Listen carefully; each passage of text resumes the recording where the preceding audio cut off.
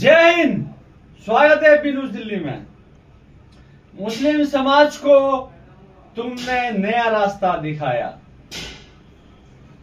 अलीगढ़ की बुनियाद पर एक ऐसा घोंसला बनाया, आने वाली रास्ते हमारे लिए नस्लों को जिसमें उड़ने का करने वाले के लिए अल्लाह ने वादा किया है कि आप मेहनत करिए। जी, ये शेर है। आज हम लोग किस्मत सर सैयद अहमद खान की किस्मत में होगा तो हो जाएगा। सर सैयद अहमद खान के वाला वही है जो उसको मिटाकर भी दोबारा लिख सकता है। उनकी पैदाइश पर सर सैयद अहमद दोबारा उसको फिर लिख सकता है, और ज्यादा अच्छा लिख सकता है आपके लिए। स्टूडेंटों को मेहनत करिए, जितनी मेहनत करिए, पेरेंट्स को जो प्रभावशाली सब कुछ मुमकिन है। स्टूडेंट हैं उन हम लोगों जो है को क्राउड फंडिंग का स्पेशली मुस्लिमों के बढ़ाया अवार्ड देगा। देखिए एक रिपोर्ट। सर सैयद अहमद खान तो नहीं है, अलबत्ता उनके किए गए काम कारनामे जो एक अजीब हद तक याद किए जाते हैं, तो ऐसा महसूस होता है कि अगर सपोर्ट नहीं होती तो मुझे लगता है कि उनकी बेटी जो है वो एडवोकेट में काफी प्रेशर है। हाँ बिल्कुल। इधर देखिए, चलो सामने से देखिए।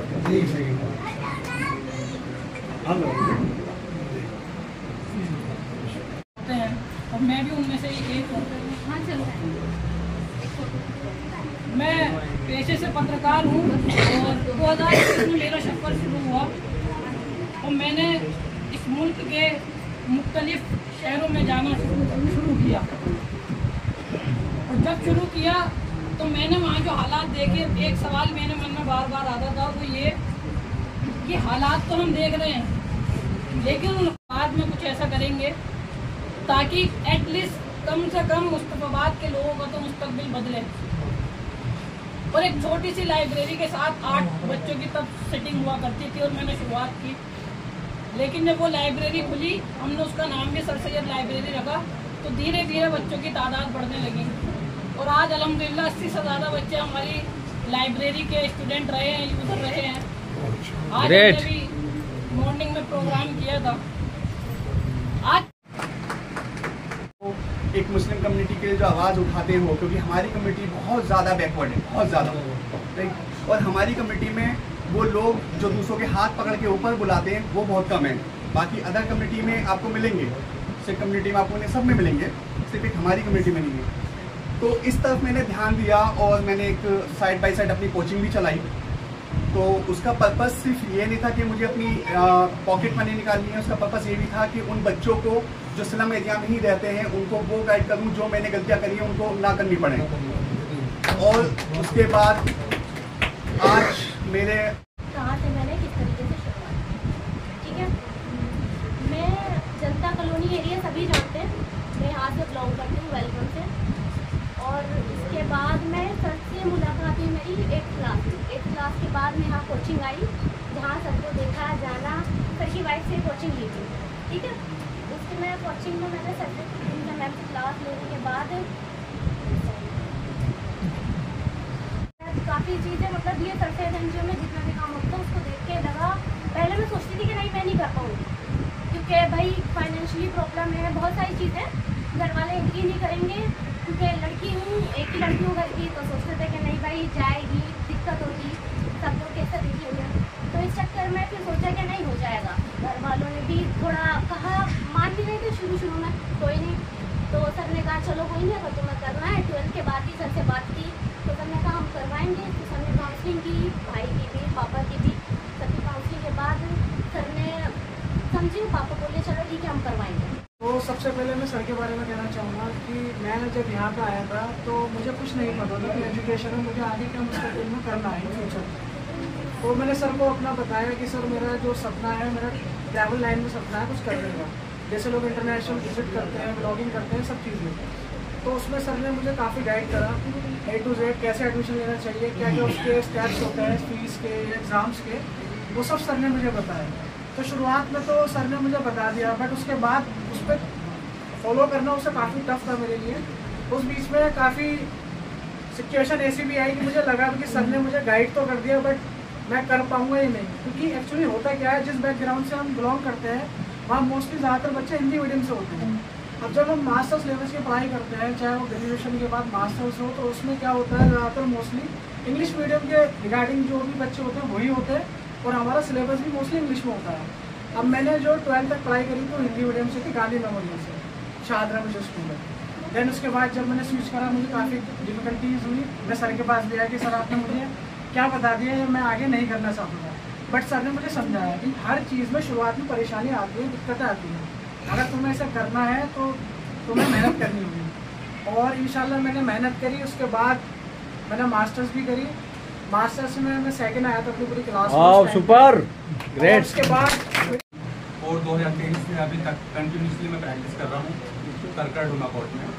साथ में ही मेरी जुडिशरी की प्रिपरेशन चल रही है और जुडिशरी की प्रिपरेशन थोड़ा सा लंबा समय रहती है, इसलिए बाकी चीज़ों में इन्वॉल्व नहीं हो पाता हूँ। लेकिन ये वकालत और ये जुडिशरी यहाँ तक पहुँचना एक लंबा सफ़र रहा है, जिसमें कि जैसे कि सर ने मदद करी है और प्रॉपर सर ने ही मदद करी है इसमें यहाँ तक पहुँचने के लिए। मेरी LLB करना बहुत दूर की बात है, मैं LLB की सोच भी नहीं सकता था। और आज से 4-5 साल पहले सोशल वर्क में काफ़ी एक्टिव रहा हूँ। मैंने BSW MSW किया। मेरा नाम जुबैर मोहम्मद है और मैं श्रीरामपुर स्लम कॉलोनी से बिलोंग करता हूँ। और ये स्ट्रगल जो आप लोगों का है वो स्ट्रगल मैं फील कर सकता हूँ क्योंकि मैंने वो ज़िंदगी जी है। मेरे फादर प्याज बेचते थे और लोगों ने मुझे ये ताने कसे हैं कि प्याज बेचने वाले का बच्चा प्याज बेचने वाला बनेगा। लेकिन इस प्याज बेचने वाले बच्चे के बच्चे ने आज UPSC के बच्चे, जो IAS IPS के जो बच्चे होते हैं, कलेक्टर्स के बच्चे होते हैं, MBBS के बच्चे होते हैं, इंजीनियर्स के बच्चे होते हैं, एंड वो 12th क्लास में एक अच्छे रेप्यूटेड स्कूल सेंट्रल दिल्ली के अंदर पढ़ रहे होते हैं। उनको करियर में आगे क्या करना है, if they are taking PCM और PCB, और उन्होंने कॉमर्स ली है, विद मैथ्स लिया, विदाउट मैथ्स लिया, what are the career options they have after class 12, तो वो मेरे पास आते हैं। ये उस अल्लाह का दिया हुआ बहुत बड़ा एक ऑर्गेनाइजेशन जिसका नाम आशा है। हकीकतन इस महफिल के अंदर आप भी जरूरत करते हैं। बिल्कुल ये बच्चे चाहते हैं जैसे कि आपकी काफी सही।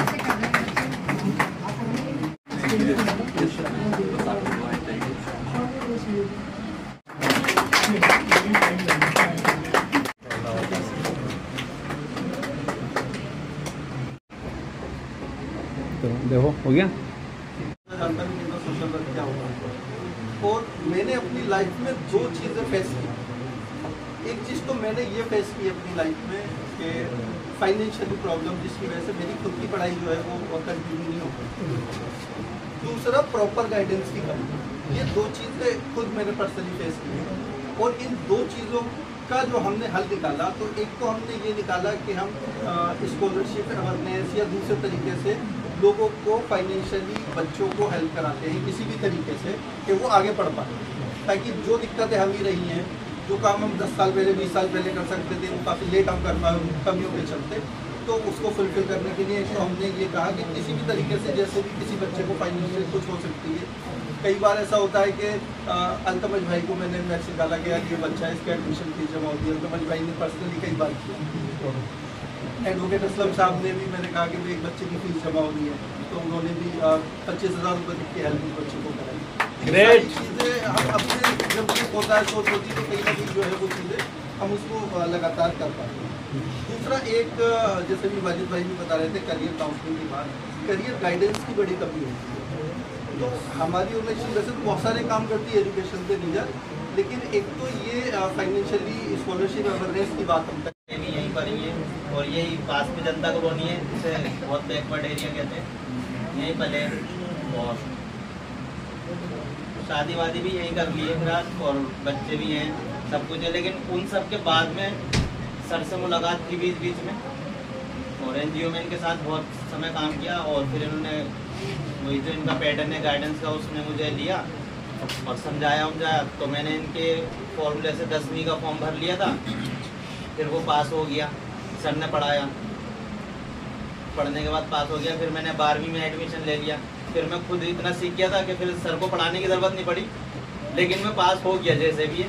लेकिन सर का जो मोटिवेशन है वो ये रहा है कि अब मैं दूसरों के 10वीं के 12वीं का फॉर्म खुद भर देता हूँ फ्री में। बहुत बढ़िया। फॉर्म भरने का मैं कोई चार्ज लेता हूँ। NIOS के जो भी 10वीं 12वीं का फॉर्म भरवाते हैं यहीं पे सर के साथ में मैं भर देता हूँ फ्री में। फीस अपनी को खुद दो फ्री।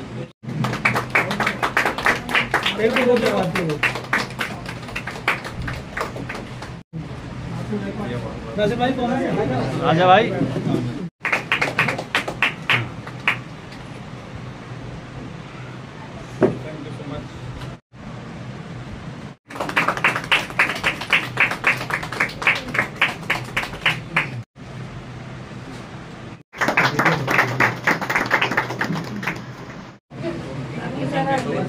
हमारे भाई पापा जैसा एक छोटी सी मुहिम लेकर के चले हैं बच्चों के साथ मिलकर के।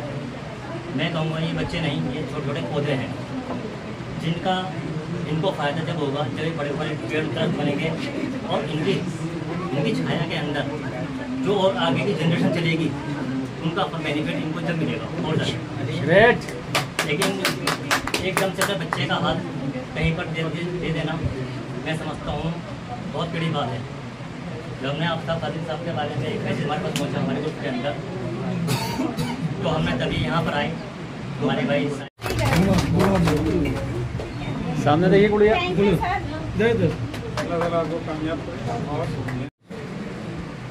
सीधा गली सीधा इसको से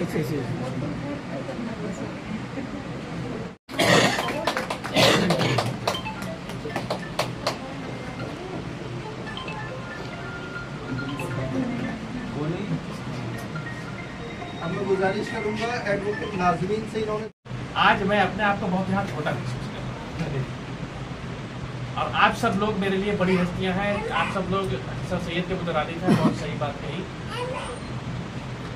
आफ्ताब भाई से भी मेरा काफ़ी पुराने ताल्लुकात 15 साल से ज़्यादा हैं और इनकी मेहनत के आगे बस मेरी हैसियत सिर्फ इतनी सी है कि इनके साथ रह के मैं समझ लूँ कि मैं शहीदों के साथ ज़रा खून लगा लिया तो मैं भी हो जाऊँ। लेकिन आप सबका रुतबा, आप सब ने मुझे आज ऐसा महसूस हो रहा है कि मैदान हशर में मुझे कहीं पीछे छोड़ दिया है। अगर मैं क्योंकि उस दिन आदमी अपनी सोचेगा, इसलिए मैं अपनी बात कर रहा हूँ, मैं अपने को पीछे समझ रहा हूँ क्योंकि आप तो वहाँ आगे हो गए और आपके साय में मैं बढ़ जाऊँ आगे तो अलग बात है कि अल्लाह की रहमत मिल जाए। क्योंकि अगर इंसान मेहनत करता है तो जो सबसे सच्ची और अच्छी मेहनत वो होती है जो वक्त की होती है। जैसे कहते हैं ना तन मन और धन, तो धन का सहयोग भी बहुत अच्छा सहयोग होता है लेकिन वो सबसे निचले दर्जे में आता है क्योंकि आप सिर्फ पैसे से किसी का इलाज भी नहीं कर सकते। अगर आप किसी को पैसा दे देंगे तो वो क्या करेगा, वो डॉक्टर के पास जाएगा, उसकी उनकी फीस होगी, इलाज फिर कौन करेगा, डॉक्टर करेगा। यानी इलाज जो है वो इल्म के अंदर इलाज है जिसकी तरफ कदम बढ़ाए सर सैयद साहब ने भी और उनसे मुतासिर होकर के आपके वालिद साहब ने और आप सब हजरात जो पढ़ रहे हैं। सर सैयद की ज़िंदगी से मैं समझता हूँ दो ज़ाविये से देखना चाहिए। मेरे पास कहने को बहुत कुछ है लेकिन वक्त कम है इसलिए मैं जल्दी समझ लूँगा। असलम साहब, सबसे पहले आपसे सवाल, आप ये देख रहे हैं कि मुस्लिम कम्युनिटीज़ के अंदर एजुकेशन को लेकर काफ़ी जो स्तर है अभी भी गिरा हुआ है, जबकि हम बातचीत करें जो एससी समाज है उसका स्तर बढ़ा है लेकिन हमारा स्तर अभी भी उस लेवल पर नहीं पहुंचा। क्या कहना चाहते हैं? देखिए, आपकी बात बिल्कुल ठीक है कि स्तर गिरा हुआ है लेकिन आप भी शायद मानते होंगे कि पहले के मुकाबले में बढ़ा भी है और तारीखी एतबार से भी SC ST मुस्लिम जो हैं वो शुरू से पिछड़े रहे क्योंकि आपको मालूम है कि जब से अंग्रेज़ी तालीमी निज़ाम आया था तो थोड़ा सा विरोध भी था। बाद में धीरे धीरे हमने इस बात को समझा, तब तक दीगर लोग आगे भी बढ़ गए थे। SC ST के पीछे होने की एक वजह ये भी हो सकती है कि सर SC ST पर को रिजर्वेशन है लेकिन मुस्लिम्स को भी कहीं OBC के नाम पर रिजर्वेशन तो मिला ही है। तो मैं समझता हूँ कि ये कुछ समय की बात है, फ़र्क बहुत ज़्यादा शायद ना हो, मेरे पास वैसे आंकड़े नहीं है इस बारे में, लेकिन धीरे धीरे बेहतरी की तरफ जा रहा है क्योंकि तालीम के लिए पहली ज़रूरत है कि खुद में ये जागरूकता हो कि भाई मुझे पढ़ना है। तो जैसे यहाँ भी बात से पता चला, आफ्ताब भाई की बात से पता चला कि भाई 10 बच्चे आते होंगे तो 8 वापस लौट जाते होंगे क्योंकि तालीम की अहमियत मालूम नहीं। जैसे ही उनको तालीम की अहमियत बता दी जाएगी तो खुद पढ़ना चाहिए। तो ये एक मेरा एक सवाल है कि जिस तरह से सर सैयद का आज जन्मदिन मना रहे हो, सर सैयद सबको मानते सब लोग हैं लेकिन उनको फॉलो करने वाले बहुत कम है। तो क्या वजह मानते हैं कि जागरूकता का जो अवेयरनेस है वो कम है या लोग जो उनकी बात मानना ही नहीं चाहते? नहीं, मेरे ख्याल से दोनों का ही मिश्रण होगा। ये बात कई लोग सर सैयद के बारे में जानते नहीं हैं। जो जिससे पढ़ाई नहीं की होगी या जो आम आदमी अपनी ज़िंदगी के उस धर्रे में फंस गया है, वो शायद सर सैयद का नाम ना जानता हो। ठीक है, जब जानने लगते हैं तो लोग जब तक खुद महसूस नहीं करते हैं तो वो समझते हैं कि भाई बहुत से अच्छे लोग बुजुर्ग गुजरे तो वो भी एक गुजर गए। तो अच्छा, कई लोग जो हैं ये समझते हैं कि भाई वो दीन के लिए कुछ नहीं कर रहे थे, तो हमारा जो दीनी तबका है वो उनसे थोड़ा सा उतना जुड़ाव नहीं है। बल्कि ये समझना चाहिए था हमको कि जैसे दुआ है कुरान मजीद की भी, रब्बाना आतिना फिद दुनिया हसनतन व फिल आखिरति हसनतन व क़िना अज़ाबन्नार, कि दुनिया की तालीम भी दरअसल दीन की ही तालीम थी। अगर वो अच्छे काम के लिए ले जा रही है तो दीन की ही तालीम है। हम लोग कहीं ना कहीं इस बात को मिस कर गए, इसलिए उनकी अहमियत को नहीं समझ पा रहे। आफ्ताब फाजिल साहब, आप इस क्षेत्र के अंदर रहते हैं और इस क्षेत्र में रहकर आप एजुकेशन के ऊपर काम कर रहे हैं, क्या मुश्किलों का आपको सामना करना पड़ता है? सबसे पहली चीज़ जो मुस्लिम कम्युनिटी में सोशल वर्क है, मुझे लगता है सोशल वर्क को तो कम्युनिटी सवाब का काम ही नहीं मानती।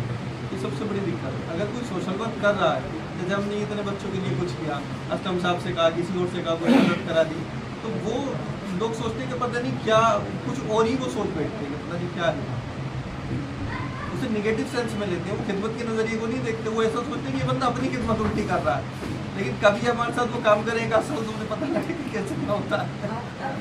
आफ्ताब सर, जिस कम्युनिटी से के लिए आप इतना कुछ कर रहे हैं, सबसे मुश्किल तो वहाँ पे स्टार्ट करना ही होता है, वहाँ तो उनके घरों से बच्चे निकालना, तो वो आप किस तरह से आपने स्टार्ट किया है? देखिए, क्योंकि हम काफ़ी टाइम से इस इलाके में काम कर रहे हैं, तो इतना बड़ा अल्लाह की तरफ से नेटवर्क है कि सभी लोग जगह जगह हमारे हमसे जुड़े हुए लोग हैं, तो उनके ज़रिए हमें फिर आसानी रहती है वहाँ तक पहुँचने। जैसे कि और किसी इलाके में आप स्टार्ट करेंगे तो मतलब आपको बहुत सारी दिक्कतें आएंगी। यहाँ पे जो अभी तक आपको लोग जान गए हैं, इसलिए जैसे हम कहीं और स्टार्ट करें तो किस तरह से कर सकते हैं? देखिए, अब ये सब साहब ने प्रोग्राम के बारे में बताया, उस प्रोग्राम का नाम था sir mission sir Syed street school. और वो जो जब हम कश्मीरी गेट जाते हैं तो यूडिस्टर ब्रिज के नीचे हम स्कूल चलाते हैं। तो एक बार हमारी टीम बैठी, हमने 5 लोगों ने 10 लोगों ने बैठ के डिसीजन लिया, तीसरे दिन में काम शुरू हो गया। काम जो लोग करना चाहते हैं उनके लिए कोई इशू नहीं है, हो जाता है, खुद हो जाता है। लोग सोचते हैं कि पता नहीं कैसे करना है, लेकिन हमें खुद नहीं पता चलता कि हम उसे कैसे कर सकते हैं, हो जाता है। आप किसको आइडियल मानते हैं इस कार्यक्रम के लिए? क्योंकि जिस तरह से लोग आप कार्यक्रम हुआ तो बच्चे आपको आइडियल मानने थे, आपका कहीं का जिक्र किया, आप इस मुहिम को चला रहे, किसको आइडियल मानते हैं? देखिए, सबसे पहले तो हमारे वालिद साहब ही इसका आइडियल है। अगर वो इस इदारे को, इस संस्था को नहीं बनाते तो मुझे लगता है कि मैं भी शायद आज खिदमत लोगों की दे पा रहा हूँ, नहीं दे। शिवाना मैम, आपसे क्वेश्चन है, आप लेडीज़ हैं, आप एडवोकेट भी हैं, लेकिन फिर भी कहीं ना कहीं आप ये देख सकते हैं कि जो मुस्लिम जो कम्युनिटी है और उसकी जो बच्चियां हैं या मतलब फीमेल्स हैं, वो अभी भी एजुकेशन से पीछे हैं, मतलब उनका जो स्तर है वो और भी ज़्यादा गिरा हुआ है। इसका मुख्य कारण ये है कि आज के टाइम में भी लोग लड़कियों को आगे बढ़ने नहीं देना चाह रहे। जैसे सर ने बताया कि अगर एक महिला को हम पढ़ाते हैं, एक लड़की को पढ़ाते हैं, तो एक जो है हमारी पीढ़ी आगे निकलती है। लेकिन लोग इस तरह का नहीं, वो सोचते हैं कि लड़कियों को पढ़ाने से क्या ही फ़ायदा होगा, लड़कियों को आगे बढ़ाने से क्या फ़ायदा होगा, तो वो लड़कियों को बढ़ाना नहीं चाहते। लड़कियों को, लड़का लड़की में कहीं ना कहीं आज भी ये है, पर्दे के नाम पर कह लो या और चीज़ों के नाम पर लड़कियों को दबा के घर में ही रखना चाहते हैं। लेकिन पहले के मुकाबले ये अभी स्तर बढ़ा है, लोग लड़कियों को पढ़ा रहे हैं, इस चीज़ को समझने लगे हैं, लोग आगे बढ़ा रहे हैं अपनी लड़कियों को। आज सर सैयद के मौके पर खास क्या महिलाओं को क्या संदेश देना चाहते हैं आप? बस मैं यही संदेश देना चाहती हूँ कि सर सैयद के उसूलों पर चले, उनकी शिक्षाओं पर चले, और ताकि ज़िंदगी में आगे बढ़ें और अपनी आगे नस्लों के लिए तरक्की का बास बने। सर आपसे आफ्ताब सर, आपसे एक सवाल, सर सैयद डे जो आप मना रहे हैं और इसमें मुस्लिम बहुत सारे हमने देखा कि बच्चों को आप एजुकेशन दे रहे हैं, उनको प्रोडक्ट कर रहे हैं, ये सिर्फ मुस्लिम कम्युनिटी के लिए या किसी के लिए? असल में ये जो जहाँ हम बैठे हैं ये मुस्लिम डोमिनेटेड एरिया है, तो यहाँ आसपास से जो भी आने वाला है वो मुस्लिम ही आएगा। लेकिन आप वहीं हमारे सर सैयद स्ट्रीट स्कूल के प्रोग्राम में चले जाएंगे तो वहाँ रेशियो चेंज हो जाएगा, और 70% मुस्लिम कम्युनिटी के लोग होंगे, 30%। आपकी ऐसी कोई थ्योरी नहीं है कि सिर्फ मुस्लिम ही बच्चे? खिदमत का काम तो इंसानियत के लिए करना है। बिल्कुल ग्रेट। ज़रूरत हमारे लोगों की ज़्यादा है तो वो ज़्यादा नजर आएंगे उसमें। Of course, thank you so much. अजीब सी एकता देखी लोगों की ज़माने में, अजीब सी एकता देखी लोगों की ज़माने में, जिंदे को गिराने में और मुर्दों को उठाने में। ये शेर मैंने इसलिए पढ़ा है क्योंकि आज की डेट में सर सैयद साहब जैसे जो शख्सियत जिन्होंने इतनी बड़ी यूनिवर्सिटी बनाई और वो भी उस दौर के अंदर, जिस दौर के अंदर एजुकेशन मुसलमानों से बहुत दूर थी और मुस्लिम से भी क्या हर समाज से दूर थी। तो सबसे पहले मैं आप लोगों से दरख्वास्त करूंगा जोरदार ताली हो जाए सर सैयद साहब के लिए। दूसरी बात देखिए, शेर की गहराई इसलिए निकली क्योंकि आज की डेट में एक दूसरे को सहारा देने वाले बहुत कम लोग बाग हैं। Today we gather here to celebrate Sir Syed Day, a day that honors not just the birth of a man, but the beginning of movement. Sir Syed Ahmad Khan was not only a visionary educationist, but also a true reformer, jurist, and advocate for social change. At that time, when Muslim community in India was facing immense backwardness, he stood tall with the power of pen, purpose, and progress. He believed that education was the key to empowerment. Education not only the religious purpose, but modern, scientific, and religious educational thoughts. He laid the foundation of Aligarh Muslim University, a place where ideas were meant to flourish and leaders were meant to rise. As an aspiring advocates and legal minds, we must remember that Sir Syed always stood for justice, equality, and intellectual freedom, principles that lie at the heart of our system. At the end, I will conclude my words with a small and beautiful quote, that is, a nation cannot reform without education. Thank you so much. देखिए, sir Syed day था, programme का मकसद था कि उन माँ बाप को मोटिवेट करने के लिए अवार्ड देना जिन्होंने अपने बच्चों को तालीम के लिए आगे बढ़ाया। दूसरा, उन बच्चों को अवार्ड देना जिन्होंने बड़ी मेहनत के साथ में अपनी तालीम को मुकम्मल किया। ये दो तरीके के हमने आगे बढ़ दिए। कितने बच्चे इस कार्यक्रम में शामिल हुए, कितने गेस्ट थे, किस तरह के मामला थे? लगभग 17 बच्चे थे जो अलग अलग सेक्टर में काम कर रहे हैं, और उसके अलावा 5 जो है गेस्ट थे हमारे गेस्ट। तो जिन बच्चों में क्या है आप मोटिवेट करते हैं, उसमें क्या प्रोफेशनल रहा उनका या किस फील्ड में वो एक्टिव रहे? देखिए, इन 17 बच्चों में से लगभग 11 बच्चे तो एडवोकेसी में हैं, जो एडवोकेट बन चुके हैं, और बाकी के जो हैं वो अलग अलग सेक्टर। सर, आप जिस तरह से अच्छे प्रोग्राम करते हैं और एक नया जो थीम्स लाते हैं, जो इस बार आपने बच्चों को तो प्रेरित करा ही करा, प्लस उनके जो मदर फादर का जो आपने उनका मोटिवेशन करा और उनको मतलब ला करके एक स्टेज पे खड़ा किया। जो बच्चे अगर अपने मदर फादर के साथ अवार्ड लेते तो एक अलग ही उनका जो क्या कहते हैं कि सराहना करनी चाहिए कि उनके दिल के अंदर कितनी खुशी हो। सर, ऐसे आइडिया आपको आते कहाँ से? बस ये तो समझ लीजिए, हम सर सैयद साहब के मिशन पे चल रहे हैं तो आइडिया आते रहते हैं, खुद काम चलता रहता है। सर, सच में ये बहुत अच्छी पहल थी। आप कट लो ओके, चलो दोनों बच्चे आप साइड हो जाओ। दोनों बच्चे नहीं आ रहे ना फ्रेम में, फायदा क्या? बच्चा आ जाएगा? हाँ, आ जाएगा। बच्चे तुम भी आ जाओ, मिल के खड़ो थोड़ा सा। हाँ, तीनों आ जाएंगे। चार दो पीछे खड़ा करते नहीं, ठीक है। हाँ, पीछे आ जाओ। आप तो लंबे हो वैसे भी। हाँ, यहाँ से वकील साहब आप भी फिर पीछे बच्चों के पीछे आ जाओ। आप भी वकील साहब आ जाओ, बच्चों के पीछे आ जाओ। आप भी हाँ,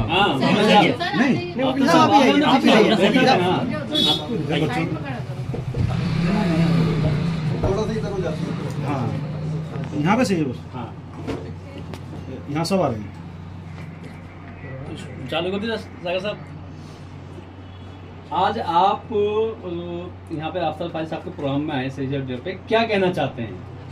पहले तो मैं आफ्ताब सर को थैंक्स बोलूँगी कि उन्होंने हमें यहाँ बुलाया, इनवाइट करा।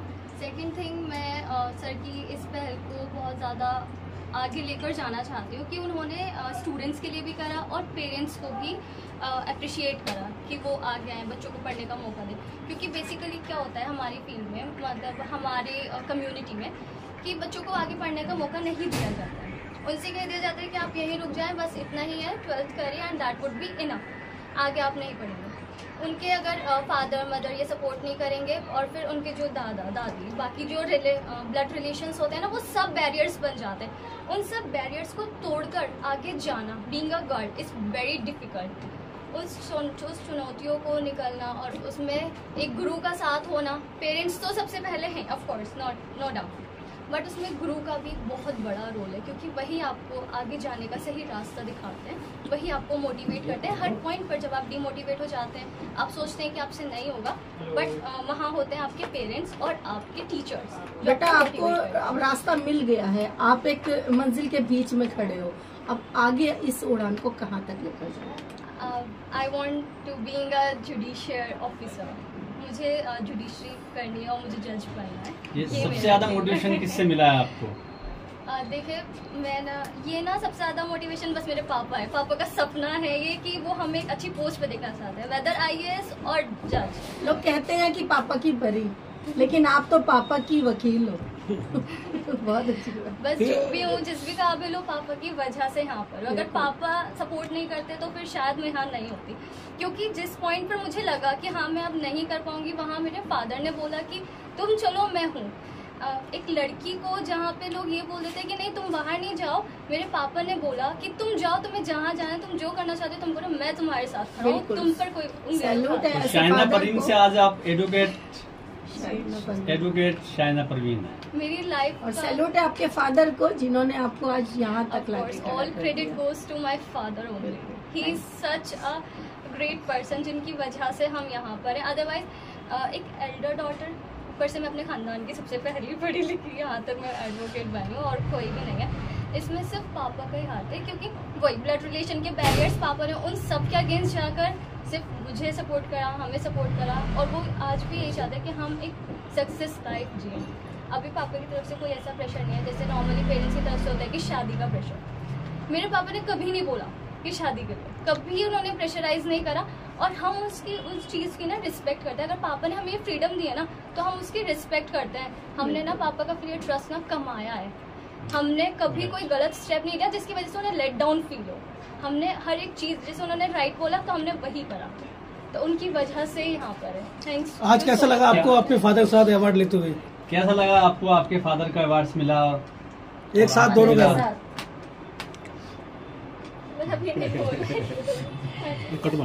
क्या कहना चाहते हैं सलमान साहब आप आफ्ताब फाजिल साहब के लिए? वैसे तो मैं अभी सर के साथ नया ज्वाइन हुआ हूँ, पर जितने टाइम से मैं अभी सर के साथ हूँ, सर का नेचर काफ़ी बढ़िया है, और सर बच्चों की हेल्प वगैरह भी करते हैं एजुकेशन में लेके, और अदर सेक्टर में भी सर NGO वगैरह में काफ़ी सोशल वर्क वगैरह करते रहते हैं time to time. Thank you. Advocate Chand साहब, ये छोटे बच्चों सब कट मार दो, आप लगा रखो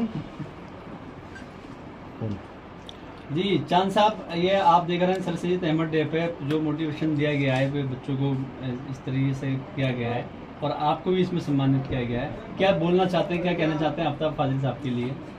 आफ्ताब फाजिल साहब के लिए कहने के लिए काफ़ी चीज़ें हैं। जैसे कि अभी शाइना ने बताया कि सबसे पहले पेरेंट्स साथ में होते हैं, उसके बाद फिर गुरु साथ में होता है। तो मेरे तो माता जी अनपढ़ थी और पिताजी का देहांत हो गया था, और जब तक वो जीवित रहे तो जब तक भी उन्होंने मतलब कि सपोर्ट दी है जितनी उनके बस की थी, लेकिन एक बहुत अच्छी बैक नहीं थी घर से। तो मेरे लिए तो सर ने काफ़ी कुछ करा है, एक उस्ताद का हक भी इन्होंने अदा करा है, और जहाँ मैं अटकता था, जैसे मुझे माता पिता से कुछ डिस्कस करना है तो वो भी मैं सर से आके डिस्कस करता था। मतलब मेरे फैमिली के इशू तक मैंने सर से डिस्कस किए हैं, और सर ने उस पर मुझे अच्छी राय दी है। और मतलब कि जो पेरेंट्स से हमें पूछना है वो हमने हमेशा सर से पूछा है। उस्ताद का हक तो सर का बेशक सर ने अदा किया है। और जैसे कि मैंने ऊपर भी बोला था प्रोग्राम के दरमियान, वही बात अभी मैं कहना चाहता हूँ कि सिर्फ LLB के लिए ही सर ने हमें नहीं सिखाया है, सर ने हमें सोशल सेक्टर में भी सिखाया है। और उससे इम्पोर्टेंट चीज़ ये है कि ज़िंदगी कैसे जीनी है। एक अपनी अपनी फील्ड के सवाल आते हैं, एक ज़िंदगी के सवाल आते हैं। सर ने कहीं ना कहीं हमें ज़िंदगी के सवाल को हल करना भी सिखाया है। और हमें उम्मीद है कि हम अपनी ज़िंदगी के सवाल अब हल कर सकते हैं और कोशिश करेंगे हम कि अभी इससे और सीख पाए, क्योंकि ज़िंदगी जीने के लिए आसान भी है और मुश्किल भी है, और उस मुश्किल को आसान बनाने के लिए हमेशा सर हमारे साथ। सर अभी तक इस फील्ड में अभी तक इस फील्ड के सारे स्टूडेंट एडवोकेसी तक पहुंचे हैं, आप जो है जो जुडिशरी तक पहुंच गए हैं, तो सर उसके आगे क्या? जुडिशरी के आगे क्या करेगी आप ये पूछना चाह रहे हैं? जी। मैडम जुडिशरी क्लियर नहीं है हमारी, ठीक है, और जुडिशरी होने में अभी काफी समय लग सकता है। वो कुछ तो सोचा होगा जो आपका मन है अभी, इसके आगे भी कुछ कहीं और जानना है या बस इनफ? देखिए, नहीं, सबसे पहले हमारी जुडिशरी हो जाएगी, उसके बाद जुडिशियल में देखिए बेटियों के हौसले बुलंद है। हाँ, बेटियों के हौसले बेशक बुलंद है और होते ही है, क्योंकि फादर साथ में है। Thank you sir. Thank you.